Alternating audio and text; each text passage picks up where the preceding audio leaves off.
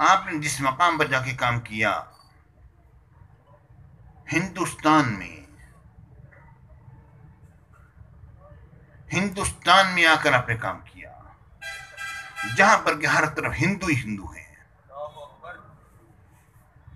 اور مسلمان اس زمانے میں چند تھے، باقی مسلمانوں کو ایمان جو نصیب ہوا وہ تو خواجہ کی نگاہ کرم سے ہوا تھا نا۔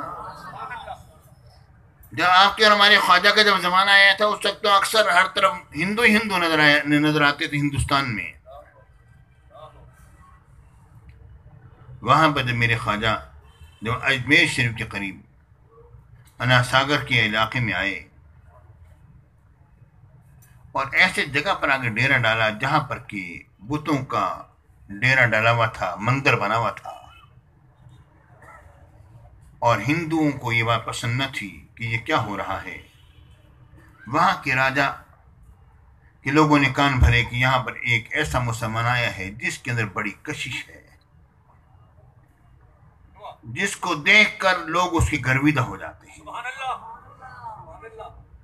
اس کے چلنے میں، پھرنے میں، اٹھنے میں، بیٹھنے میں ایک کیف ہے،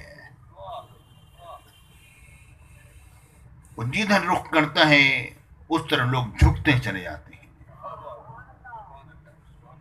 سمجھ نہیں آتی کہ کیا کریں۔ اور اس پر ایک طرفہ تماشا یہ بھی ہے کہ وہ ہر روز ہندوستان میں ہو کر ہندوؤں کے درمیان میں بیٹھ کر ہر روز ایک گائے ذبح کرتا ہے اور اس کی خیرات کرتا ہے۔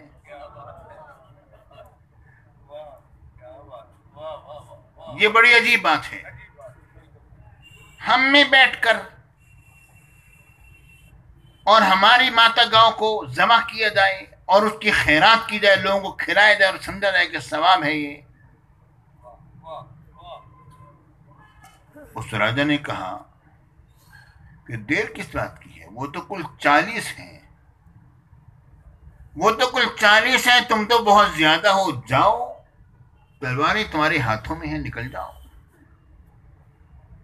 پیارے بھائیوں، اس خواجہ کو یہ پتہ نہیں تھا جب مسلمانوں میں 40 جب پورے ہوئے تھے عمر بن خطاب تو مسلمانوں میں ایک قوت پیدا ہو گئی تھی۔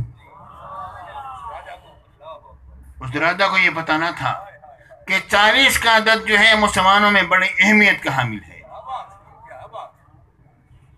جب 40 کا عدد جب مسلمانوں میں جب پورا ہوا تھا تو حضرت عمر بن خطاب نے میری آقا کی بارگاہ میں عرض کیا تھا، یا رسول اللہ، جب ہم حق پر ہیں تو ہم چھپ کر عبادت کیوں کریں، ہم نکل کر عبادت کریں۔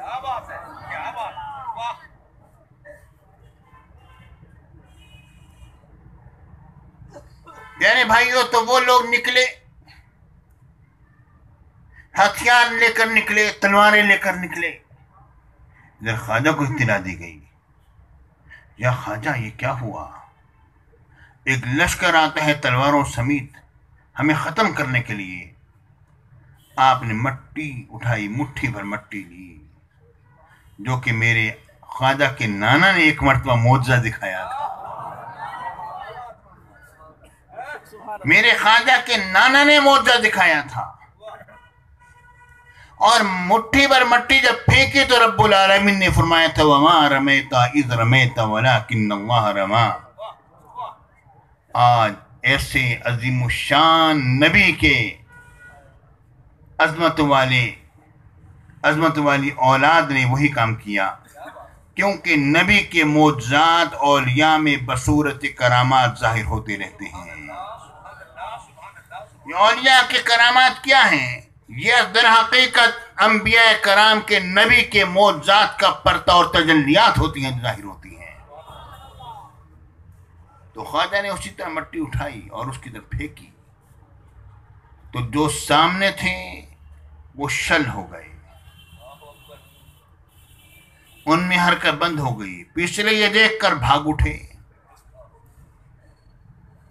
اس کے بعد وہ اپنے کسی بڑے برہمن کے پاس گئے، کہا کہ یہ کیا ہوا، اب ہم کیا کریں، اس سے مقابلہ ممکن نہیں۔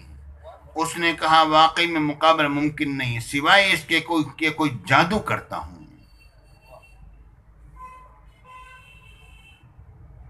میں جادو کرتا ہوں اس پر، میرے بتائے ہوئے جادو کو تم بھی میرے ساتھ ساتھ پڑھنا، ہو سکتا ہے یہ رک جائے، آگے نہ آ سکے۔ پیارے بھائیوں، اس برہمن نے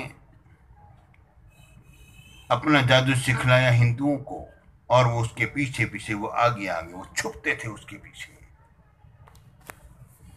خواجہ کو اطلاع دی گئی، یا خواجہ یہ کیا ہوا، جادوگر آ گئے۔ آپ نے فرمایا اس کا جادو ہمارے اوپر اثر نہ کرے گا، بلکہ ان کا بڑا جو ہے وہ خود اس کی کیفیت بدل جائے گی۔ ادھر وہ آ رہے تھے جادو کرتے ہوئے، ادھر میرے خواجہ نے رب کی بارگاہ میں مصلی بچھا دیا، اور میرے خواجہ نے جس وقت 2 رکعت نماز نفل پڑھ کے سلام جب پھیرا، ان کے چہرے کی تجلیات جس وقت کی اس نے دیکھی، وہیں پر قدموں میں گرا اور معافی مانگنے لگا۔ پیارے بھائیو، خواجہ خواجگان خواجہ معین الدین چشتی اجمیری رحمۃ اللہ تعالی علیہ نے ایک پیالہ پانی کا اس کو پلایا، بس وہ پانی اندر جانا تھا، خواجہ کا دم کیا پانی اندر جانا تھا، اس کی دل کی دنیا آباد ہو گئی، اور گرا اور مرید ہوا اور مسلمان ہوا۔ آپ نے اس کا نام شادی رکھا۔